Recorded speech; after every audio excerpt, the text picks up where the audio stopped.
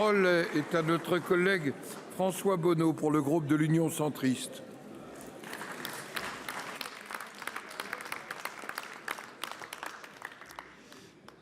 Monsieur le Président, Monsieur le ministre des Armées, chers collègues, depuis 11 mois, l'Ukraine subit une crise dévastatrice.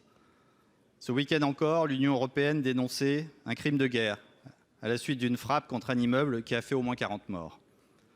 Nous avons également une pensée face au drame qui a coûté la vie ce matin au ministre de l'Intérieur ukrainien.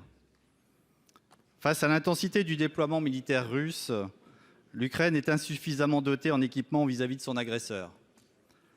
L'Angleterre annonce la livraison de 14 chars lourds Challenger 2 et de 30 obusiers à l'armée ukrainienne. D'autres pays européens doivent procéder à la livraison de blindés lourds. La Pologne attend le feu vert allemand pour faire de même. La France conforte son aide militaire en livrant prochainement à l'Ukraine des chars de combat légers AMX-10 RC. Nous ne pouvons que saluer cette prochaine livraison.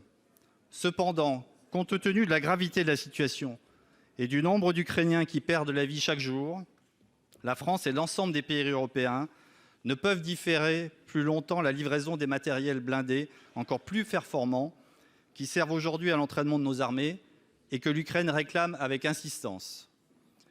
La livraison de chars lourds, de missiles et lanceurs sol-air permettrait aux forces ukrainiennes de protéger davantage les civils et d'être équipées d'un matériel de qualité reconnue. Quand bien même la disponibilité ne serait pas immédiate et nécessitera une formation et une logistique spécifiques, nous devons répondre à une demande légitime de l'Ukraine afin de résister aux innombrables attaques de l'ogre russe qui cherche par tous les moyens la destruction et l'asservissement de son voisin slave. Monsieur le ministre, allez-vous compléter la livraison des chars AMX-10 RC, de chars type Leclerc et de nouveaux systèmes antimissiles? Pour vous répondre, la parole est au ministre des Armées, Monsieur Sébastien Lecornu. Vous avez la parole. Merci Monsieur le Président du Sénat, Mesdames, Messieurs les sénateurs. Monsieur le sénateur Bonneau, permettez-moi à mon tour, au nom du gouvernement, de nous associer à votre message de condoléances à l'égard du peuple ukrainien et du gouvernement ukrainien suite au terrible drame qui a eu lieu ce matin et qui a coûté la vie au ministre de l'Intérieur.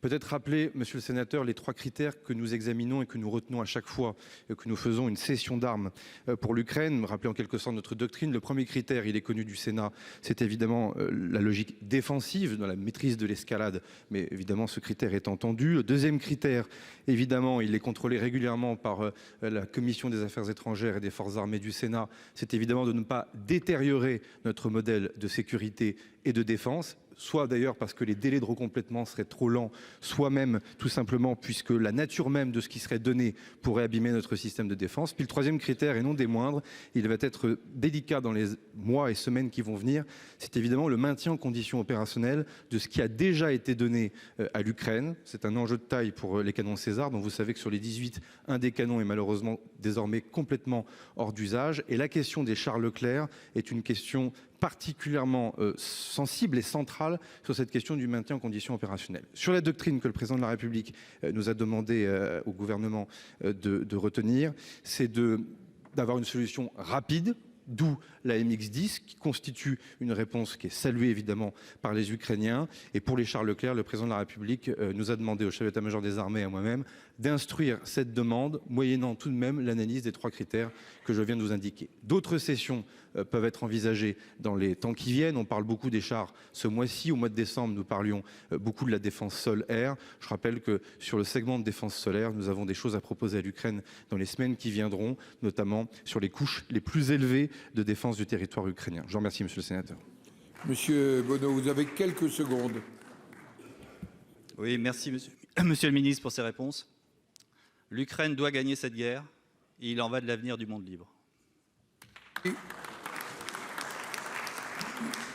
La parole est à Madame la